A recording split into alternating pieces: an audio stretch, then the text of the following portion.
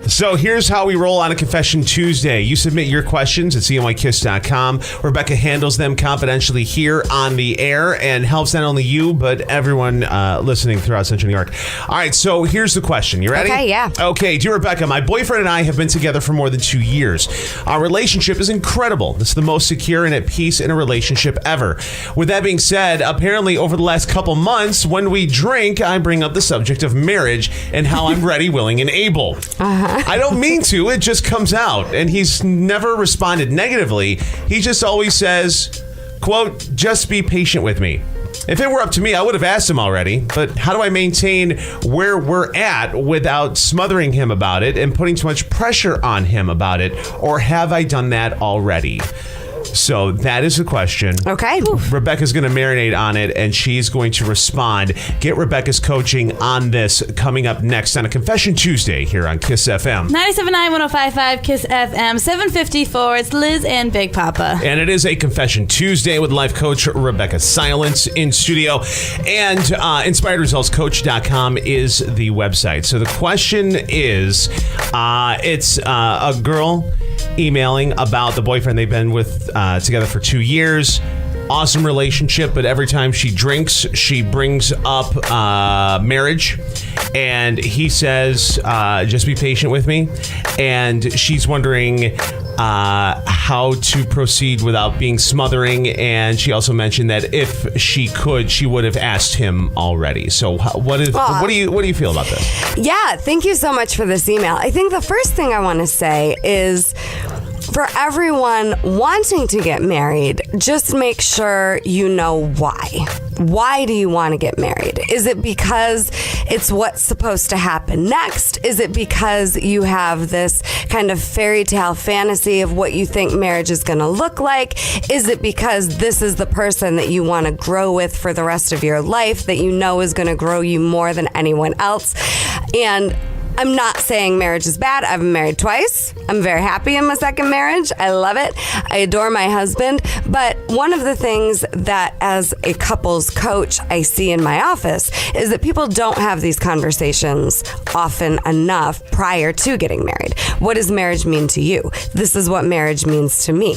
What does love mean to you? This is what love means to me. You mean it's different for everybody? Absolutely. Really? So this is a huge breakdown for couples. They have different interpretations of what they think being parents should look like, what family should look like, what sex should look like, different values and things about how they want money to go.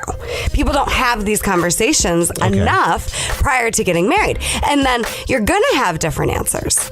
Everyone has different definitions of love, family, intimacy, marriage.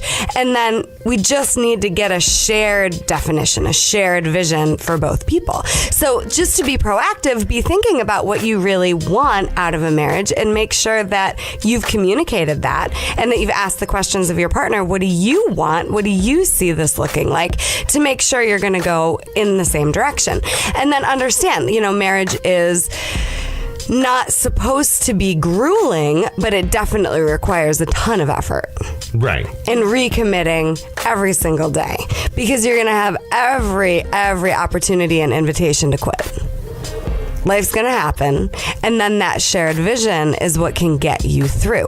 The other big breakdown that can happen is often once people get married, they become their parents. Oh, that's terrifying. They do. Let me tell you why. So people become what they saw marriage look like. Right. Right? So I'm going to do what wives do. I'm going to do what husbands do without really checking in with themselves to figure out, is this how I want to be?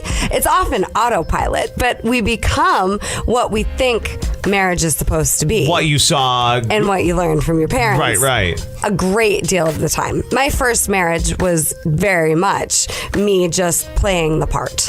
And a lot of people say, I don't understand what happened. We were so happy before we got married, and now we're married. What changed? Usually unconsciously, it's just stepping into that now I have to be my parents' role. Okay.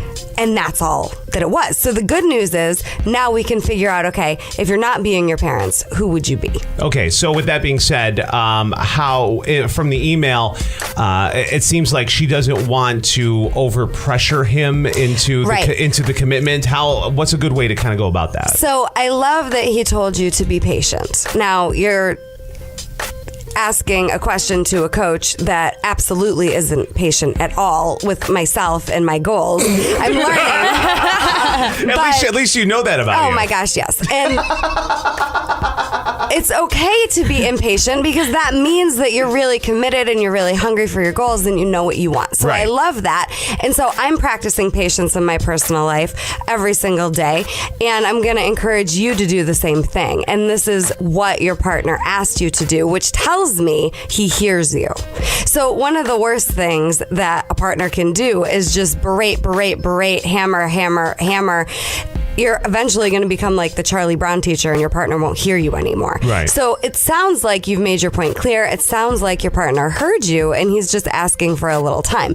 If January rolls around and we are no farther along, then I might suggest that you have another conversation. What's happening? Where are we headed? Do we want the same things? But for now, it sounds like you made yourself clear. And then I would just encourage you, don't be afraid to tell your truth and ask for what you want when you're sober either. Because it said that in this email, you're only having these conversations and asking these questions when you've been drinking. Right. And that's not good or bad or right or wrong. I'm not criticizing you. I'm just saying be brave enough to tell your truth, especially when you're sober. And that's part of what relationship is being vulnerable and sharing yourself. My coach, Heather Steele, out in Denver, Colorado, was saying on a class this week that people think that in relationship, you're supposed to give to the other person.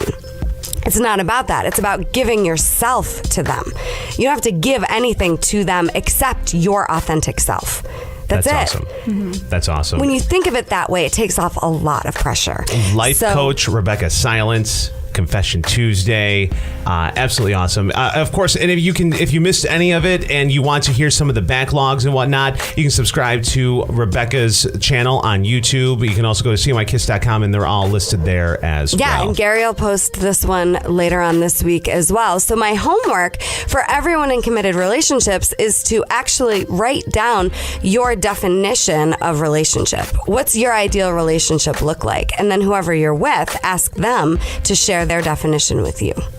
Awesome. Confession Tuesday, life coach Rebecca Silence. We'll do it again this coming Tuesday here on KISS FM.